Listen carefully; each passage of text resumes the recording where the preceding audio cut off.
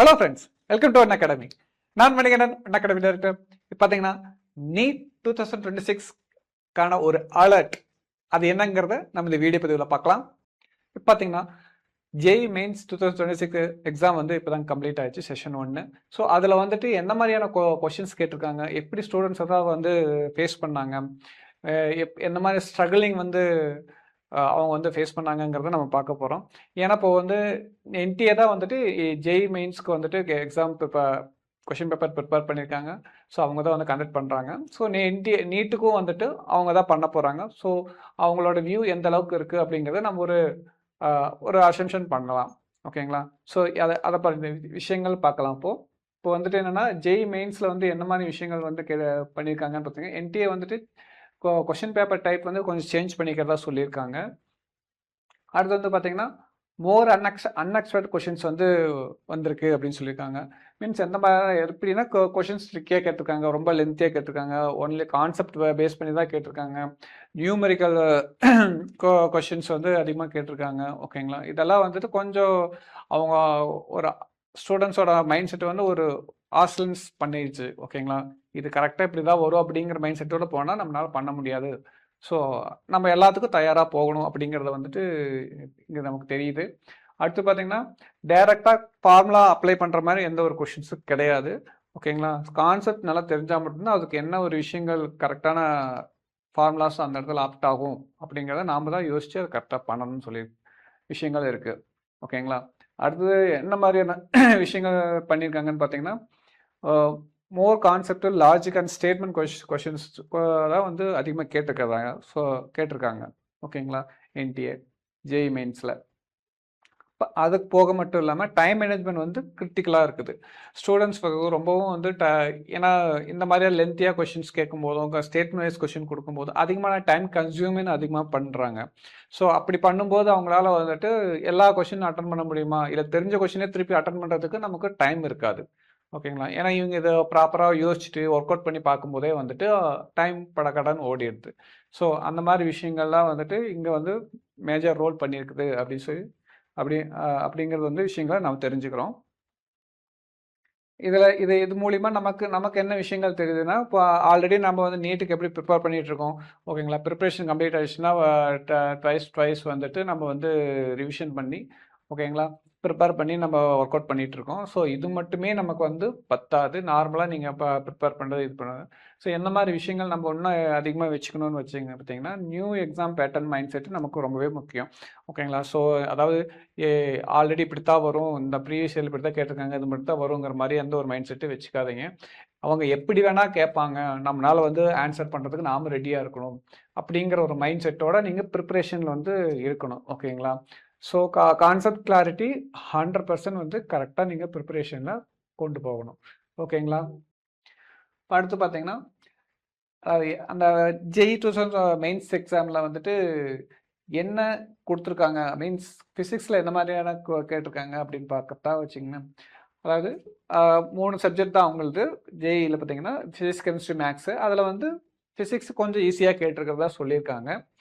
அடுத்தது வந்து பார்த்தீங்கன்னா உங்களுக்கு கொஷின்ஸ் வந்து டைரக்ட் ஃபார்முலா அப்ளை பண்ணி பண்ணுற மாதிரி இல்லை அப்படின்னு சொல்லியிருக்காங்க. அப்போ அடுத்தது என்ன சஜஷன் மீன்ஸ் இன்ஃபர்மேஷன் ஷேர் பண்ணியிருக்காங்கன்னு பார்த்தீங்கன்னா, ஸ்ட்ராங் கான்செப்ட் அப்ளிகேஷன் வந்து ரெக்வயர்டு. ஓகேங்களா? கான்செப்ட் கிளாரிட்டி கரெக்டாக இருந்தால் மட்டும்தான் நம்மளால் எதுவுமே பண்ண முடியுங்கிறது கிளியராக சொல்லியிருக்காங்க. அடுத்து பார்த்தீங்கன்னா உங்களுக்கு கொஷின்ஸ் வந்து ஃபுல் சிலபஸ், அதாவது நம்ம என்ன சிலபஸ் அவங்க கொடுத்துருக்காங்களோ அதுக்குள்ளே மட்டும்தான் கொஷின்ஸ் எல்லாம் கேட்டிருக்காங்க. அவுட் ஆஃப் கொஷின் அந்த மாதிரியெல்லாம் எதுவுமே கேட்க கிடையாது. ஓகேங்களா? அப்புறம் பார்த்தீங்கன்னா மெமரி, அதாவது இதெல்லாம் மெமரி பண்ணிட்டு போனால் நம்ம இது மாதிரி கேட்டாக்க நம்ம இது பண்ணிக்கலாம் அப்படின்னு நம்ம மெமரி பண்ணிட்டு போனோம்னா அது வந்து அந்த இடத்துல நமக்கு யோசிக்கக்கூடிய கெப்பாசிட்டியை வந்து டவுன் பண்ணிடும். ஓகேங்களா? ஏன்னா நம்ம அங்கே இருக்கிறத நம்ம வந்தால் மட்டும்தான் நம்மளால மைண்டு ஒர்க் அவுட் ஆகும். அதை தான் திங்க் பண்ணுற மாதிரி கேட்கும்போது பார்த்தீங்கன்னா மெமரி கான்செப்ட் வந்து ஃபெயில் ஆகிடும். ஓகேங்களா?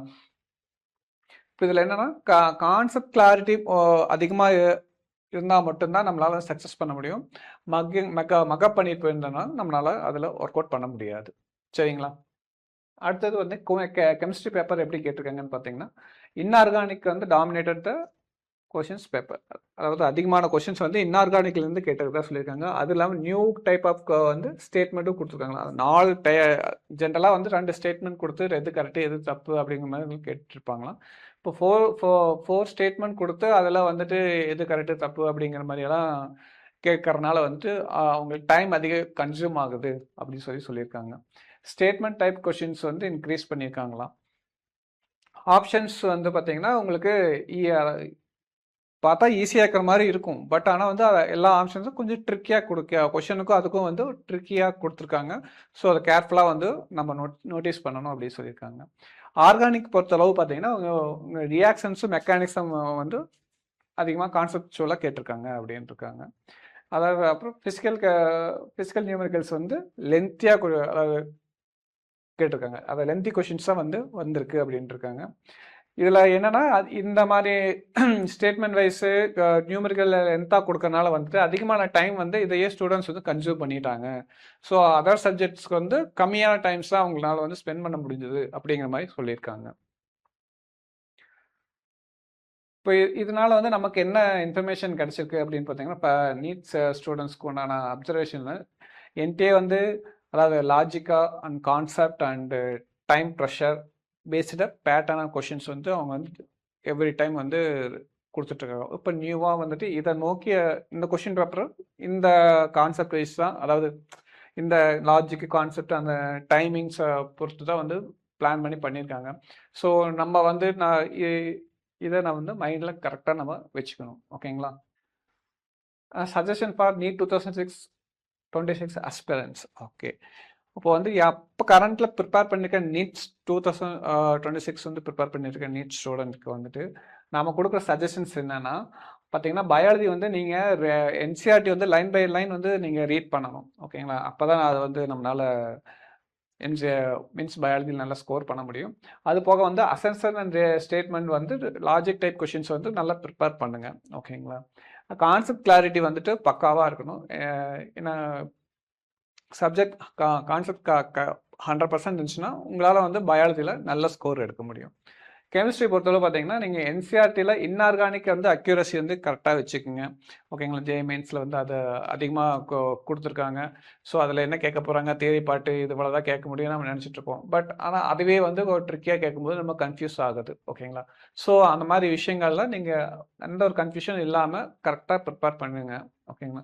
அடுத்து ரியாக்ஷன் அண்ட் மெக்கானிசம் கிளாரிட்டி. ஓகேங்களா? அதாவது அதோட கான்செப்ட் கிளாரிட்டி வந்து கரெக்டாக இருக்கணும். ரியாக்ஷன்ஸும் மெக்கானிசம்ஸ் எல்லாம் நீங்கள் ப்ரிப்ரேஷன் பண்ணும்போது கொஞ்சம் கேர்ஃபுல்லாக நல்லா கான்செப்ட் வைஸ் வந்து தரவு பண்ணிக்கோங்க. கால்குலேஷன் ஸ்பீடு வந்து ஃபிசிக்கல் கெமிஸ்ட்ரிக்கு வந்து ரொம்பவே முக்கியம். ஓகேங்களா? நீங்கள் கொஞ்சம் ஒரு கொஷின் கால்குலேஷன் போடணுன்னா கொஞ்சம் ஸ்பீடப் உங்களோட மேத்தமெட்டிக்கல் நாலேஜ் வந்து கொஞ்சம் ஸ்பீடப் இருந்துச்சுன்னா உங்களால் வந்து ஈஸியாக வந்து சக்ஸஸ் பண்ண முடியும். ஃபிசிக்ஸ் பொறுத்தளவு பார்த்தீங்கன்னா, ப்ராக்டிஸ் ஆன் கான்செப்சுவல் நியூமெரிக்கல். ஓகேங்களா? சேம் கெமிஸ்ட்ரி மாதிரி தான் உங்களுக்கு கான்செப்சுவல் நியூமெரிக்கல்ஸ் வந்துட்டு நீங்கள் ஒர்க் அவுட் பண்ணி அதிகமாக பாருங்கள். ஓகேங்களா? அது மிக்சட் டாபிக் எம்சிக்யூ மீன்ஸ் இவங்க டாபிக்ஸ் எல்லாம் வந்துட்டு ஒரே கான்செப்ட் மட்டும் இல்லை, 2-3 கான்செப்ட் கிளப்பிங்காக எல்லாம் கேட்குறாங்களா ஃபிசிக்ஸில். ஸோ அது சம்மந்தமான கொஷின்ஸ் ஆல்ரெடி இருக்கிறத வந்து நீங்கள் ஒர்க் அவுட் பண்ணி பார்த்துக்கங்க நிறையா. அது இம்ப்ரூவ் ஸ்பீடு. ஓவராலாக சொல்கிறது, ஸ்பீடு வந்து நமக்கு இம்ப்ரூவ் ஆகணும். அதாவது என்ன, நம்ம ப்ராக்டிஸ் அதிகமாக பண்ணியிருந்தோம்னா நம்மளால் ஸ்பீடு இம்ப்ரூவ் ஆகும். நீங்கள் ப்ராக்டிஸ் கம்மியாக இருக்குன்னா நம்ம ஸ்பீடு வந்து ரொம்பவும் குறைவாக தான் இருக்கும். சரிங்களா? ஓவராலாக பார்க்கும்போது பார்த்தீங்கன்னா உங்களுக்கு கான்செப்ட் கிளாரிட்டி 100% இருக்கணுங்க. என்சிஆர்டி வந்துட்டு லைன் பை லைன் ப்ரிப்பேர் பண்ணணும். இந்த ரெண்டும் வந்து ப்ராப்பராக ஸ்பீடில் வந்து நீங்கள் கம்ப்ளீட் பண்ணிங்கன்னா உங்களுக்கு கால்குலேஷன் அண்டு கான்செப்ட் கொஷின்ஸ் கேட்கும்போது ஈஸியாக திங்க் பண்ணி ஸ்டேட்மெண்ட் வைஸ் கொஷின்ஸ் எல்லாம் பண்ணும்போது கால்குலேஷன் பார்ட் பண்ணும்போதும் கொஞ்சம் ஸ்பீடப் அதிகம் வேணும்.